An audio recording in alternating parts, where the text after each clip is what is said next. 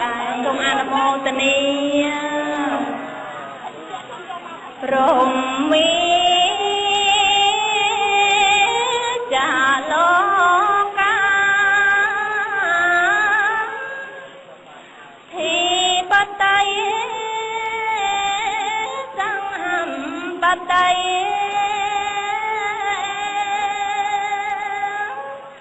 កតាញ់ចលេ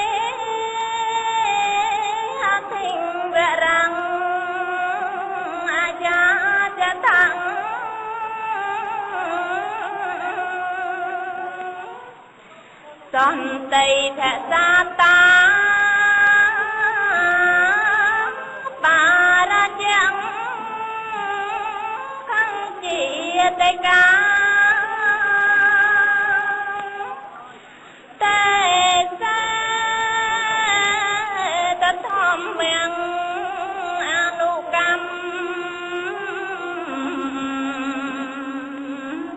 ពេមੰបច្ចាំ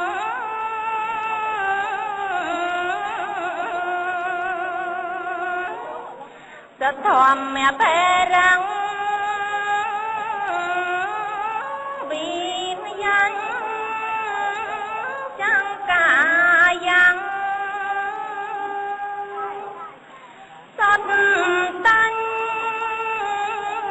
ចពុតទាំងអភិធម្មមាយាមមៀង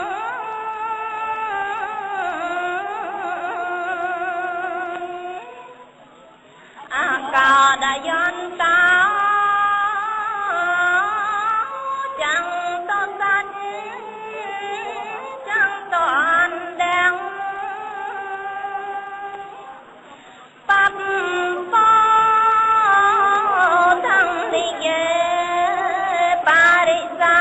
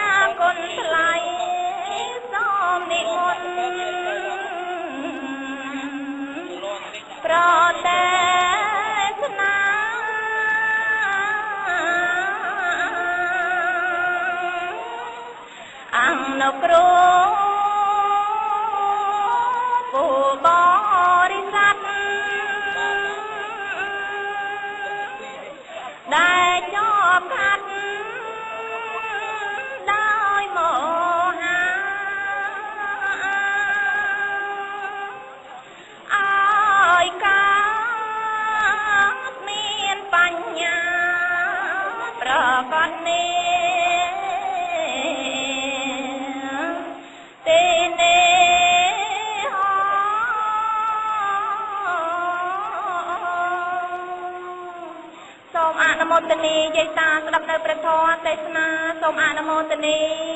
ជាកិច្ចចាប់ផ្ដើមខ្ញុំព្រះករុណាអាត្មាភាពសូមប្រគេននឹងចម្រើននៅពុទ្ធពរទាំង4ប្រការគឺអាយុ